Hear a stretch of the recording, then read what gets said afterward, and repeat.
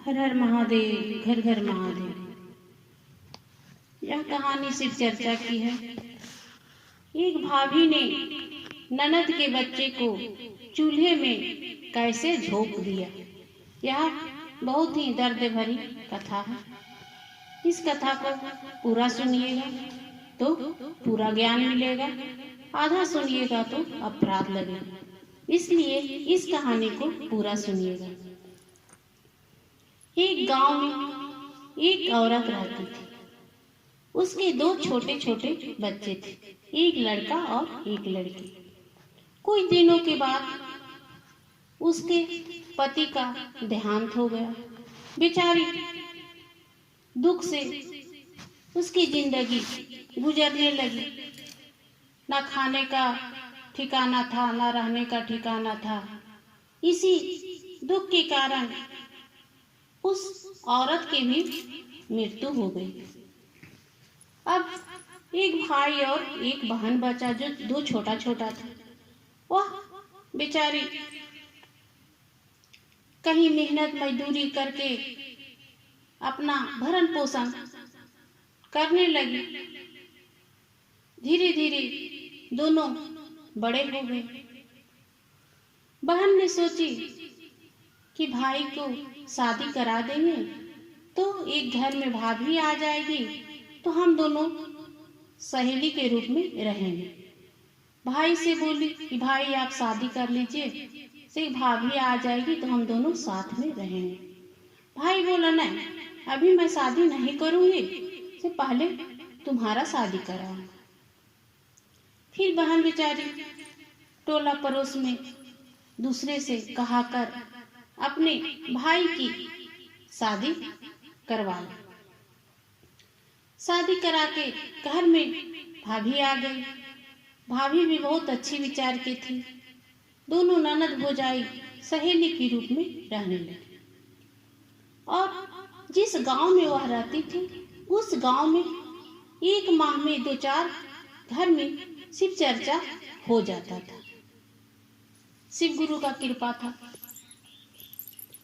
हर घर से बुलावा आता तो ननद जाती और भाभी को घर में रहने देती। ननद सोचती कि भाभी कहाँ जाएगी, घर में रहेगी, हम जाते हैं और इनके लिए प्रसाद लेते हैं।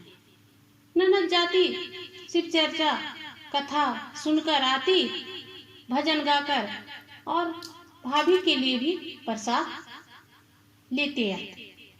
धीरे धीरे भाभी के मन में यह विचार आने लगा कि ननद जाती है, हमको नहीं ले जाती, हमारे लिए केवल प्रसाद लेकर चली आती है, से हम भी जाते चर्चा में। इसी तरह उसके मन में धीरे धीरे ईर्ष्या पैदा होने लगी और भाई के भी कान भरने सुनने कर दिए कि तेरी बहन ऐसे है, वैसे है, जाती है, गपशप में रहती है। भाई ने अनसुनी कर देती, उसका कहना नहीं मानते भाई। और भाभी बोली एक दिन भैया से, अपने पति से, कि इनको ननद को शादी करा दो, कहीं दूर न आएगी और ना ये शिव चर्चा में जाएगी। इसके बाद हम जाएंगे कि दूर में रहेगी, ऐसे नजदीक में इसका ससुराल रहेगा तो आते जाते रहेगी, हमको जाने का मौका नहीं मिलेगा। भाई बेचारा किसी पास के गांव में एक लड़का देखकर शादी तय कर दी और भाभी को नहीं बताया। शादी हो गई। उसके बाद भाभी को पता चला कि ननद का शादी नजदीक गांव में हुआ। भाभी का और ईर्ष्या जलन बढ़ गया।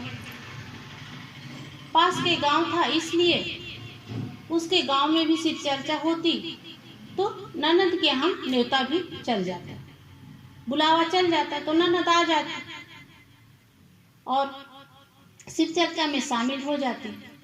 फिर भी उसको, भाभी को मौका नहीं मिला शिव चर्चा में जाने के लिए, तो और अंदर अंदर एकदम गुस्सा से आग बबूला होने लगी भाभी रानी। ननद को एक बच्चा पैदा हुआ। तो फिर भी बुलावा जाने लगा उसके ननद के यहाँ शिव चर्चा का। तो अपने ससुराल से आती और मायके में भाभी के यहाँ बच्चा छोड़ देती। कहती भाभी आप देखिए बच्चा, हम जाते हैं शिव चर्चा में, आपके लिए प्रसाद लेते आएंगे और मैं शिव चर्चा में शामिल हो जाऊंगी। भाभी सोच रही थी कि इसका बच्चा हो जाएगा तो हम जाएंगे, लेकिन फिर भी जाने का मौका नहीं मिला। ननद रानी भी यहीं जाने लगी शिव चर्चा में और इसके लिए प्रसाद लेते आती। भाभी एकदम गुस्सा से आग बबूला हो गई, क्या करे क्या नहीं करे। उसका दिमाग में गंदा गंदा ख्याल आने लगा। भैया को भी वो नहीं बता सकती थी अपने पति को, क्योंकि उसका बात नहीं मानते थे। एक दिन की बात है, ननद ने अपने ससुराल से आई, शिव चर्चा का निमंत्रण गया था। ससुराल से आई अपने बच्चे को लेकर और ननद के भाभी के यहाँ बच्चा रख दिया मायके में और वह चली गई शिव चर्चा में। भाभी ने गंदा विचार आया उसके मन में और खाना बना रही थी। लकड़ी के साथ और गोईठे से खाना बना रही थी। वह चूल्हे में उस बच्चे को झोंक दिया, डाल दिया और अपने वहां से कमरे में चली गई। उधर ननद रानी शिव चर्चा में बैठी थी और शिव गुरु से दया मांग रही थी कि हे शिव गुरु, मेरे बच्चे को रक्षा करना, मेरे भाई को भी रक्षा करना, मेरे भाभी को भी सत्य बुद्धि देना, वो हमसे बहुत चिड़ी चिड़ी रहती है। इसी तरह शिव गुरु से बैठे बैठे दया मांग रही थी। तब शिव गुरु ने सोचा इसके बच्चे को मैं रक्षा नहीं करूंगी तो हमारा भक्ति कौन करेगा। शिव गुरु की कृपा देखिए, वह लकड़ी और गोईठा जल गया लेकिन बच्चा को कुछ नहीं हुआ।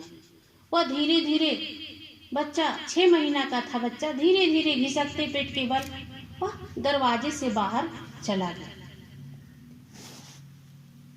तब इधर भाभी दरवाजा खोलकर आती है और देखती है कि बच्चा जला कि नहीं जला। तो देखती है कि आग जल गया, बच्चा है ही नहीं है वहां पर जला हुआ। तो इसको तो मन में अकबकी हो गया और शिव गुरु को कृपा देखिए, उसके मन में अच्छा विचार डालने शुरू कर दिए शिव गुरु कि इस बच्चा का क्या गलती था जो मैंने इसको चूल्हे में झोंक दिया। मैंने ननद जी को भी नहीं बताए कि हमको शिव चर्चा में जाना है। ननद तो हमारी अच्छी है, कभी लड़ती झगड़ती भी नहीं है।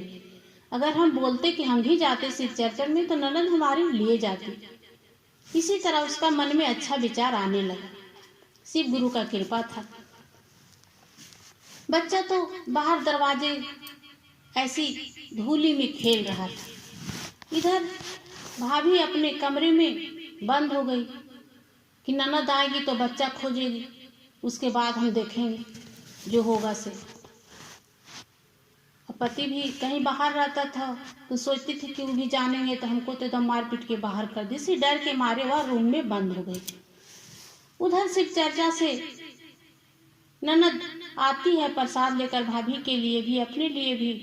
तो देखती है उसका बच्चा दरवाजे के बाहर खेल रहा है धूली में। वह अपने बच्चे को झाड़ पोंछ कर उठा लेती है और घर आती है तो देखती है भाभी कहीं नहीं है। तो देखती है कि कमरे में बंद है। तो दरवाजा पीटने लगी कि भाभी दरवाजा खोलिए, दरवाजा खोलिए। खटखटाने की आवाज से आस पड़ोस के लोग भी जमा हो गए। पूछने लगे क्या हुआ। तो बोल देखिए ना, हम तो शिव चर्चा में गए थे लेकिन भाभी दरवाजा नहीं खोल रही। सब आस पड़ोस के लोग ने दरवाजा खोलने में सहायता की। फिर अंदर से भाभी बोलते हम दरवाजा नहीं खोलेंगे, से तुम बच्चा मांगेगी तो हम कहाँ से देंगे, तेरा बच्चा तो मैं चूल्हा में जला दिया था। तो ननद इधर से बोलती है खोलो भाभी, मेरा बच्चा तो मेरे पास है। फिर आश्चर्यचकित हो जाती है भाभी और दरवाजा खोलती है। तब सभी गांव वालों, जो आस पड़ोस के लोग आए हुए थे इकट्ठा होकर, वह पूछने लगी कि क्या तुम अंदर से बोल रही थी? तो ही कहानी भाभी बताने लगी कि मैं सिर्फ चर्चा में जाती थी, लेकिन हमारी ननद चली जाती थी तो हम नहीं जा पाते थे निमंत्रण में। इसी ईर्ष्या के कारण मैंने इनके बच्चे को चूल्हे में झोंक दिया था और मैं रूम में पैक हो गई थी।